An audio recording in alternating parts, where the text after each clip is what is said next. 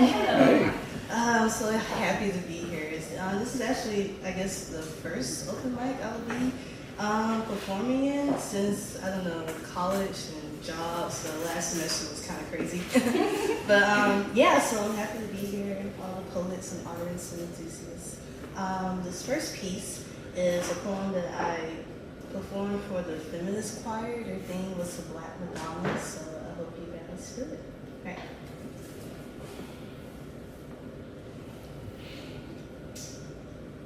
I found myself in the dust and ash of someone else's dream, a barren land full of fallen temples and chipped bones.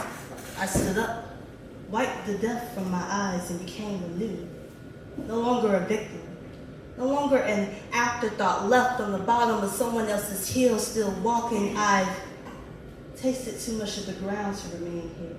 Pick too much grit out of my teeth to let life continue to make a coffin out of this soul. No, I want fresh air. Let it fill these lungs. Force the heavens open with my wars, with my songs of freedom, and Ndebele, Zulu, Zutu, Kosa, I'll dance to such melodies.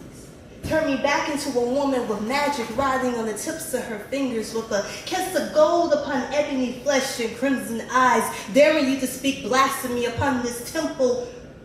Don't you know that I'm finally whole?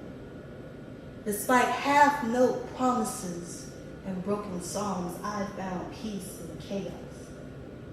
In the ruins of a culture you thought you left bloody in the light, not knowing that a garden lives here, that a river flows in the dark, healing, and the people stand here unmoved, scarred, tattered, but free.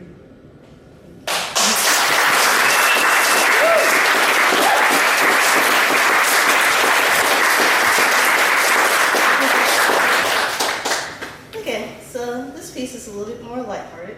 I actually wrote this piece for one of my poetry classes. It's a love piece, and of course the criticism for it was that it was a little bit too cheesy. But you know, love is kind of cheesy. So you know, I attempted to edit it to take away some of the cheese. But it's still, you know, right? Everybody loves cheese, but it's still a little cheesy. So I really hope you like my cheesy love. The title of this is Thoughts from 702D, 307S, and the Flying Kia. Our love is lazy on Sundays. We barely take out the bullshit from our week before nodding off to Netflix at 2 a.m. A mess of tangled limbs rests here, hanging off between twin-sized beds. Spider-Man posters protect our dreams. I found out that giving you a bag of cashews could solve a lot of our problems.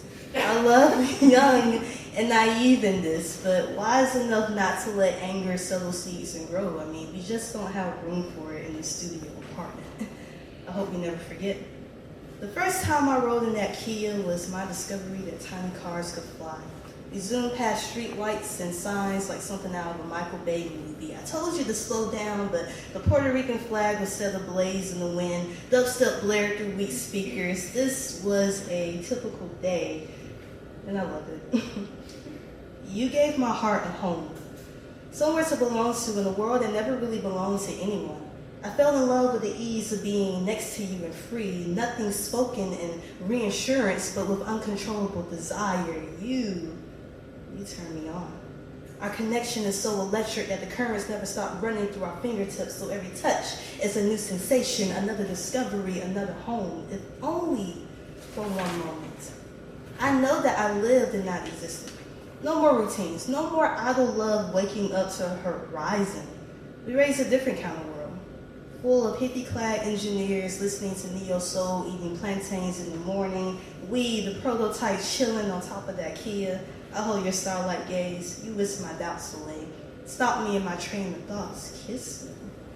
Then proceed to ask me to play Mario Kart when we get home. True love.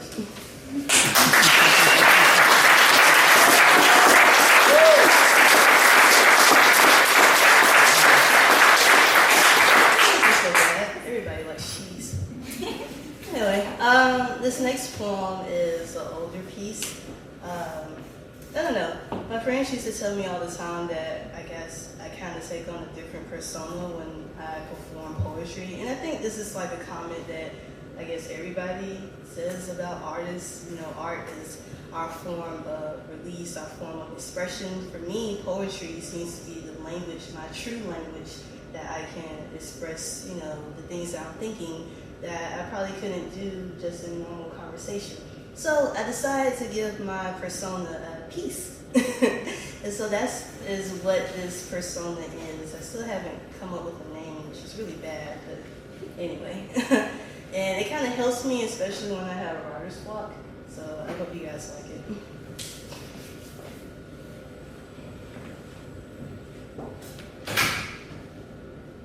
They say you never know what you have until it's gone, because tomorrow isn't promised.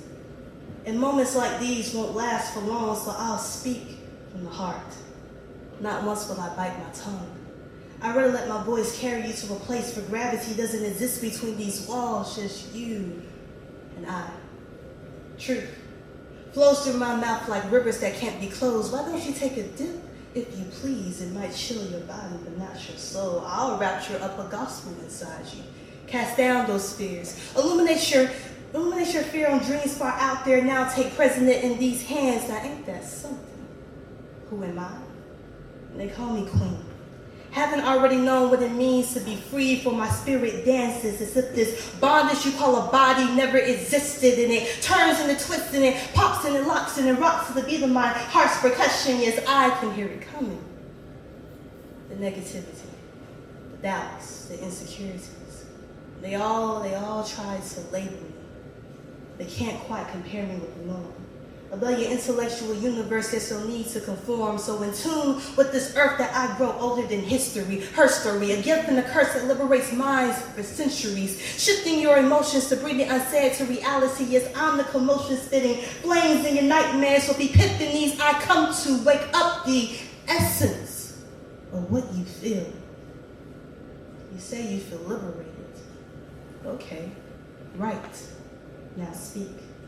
Thank you guys.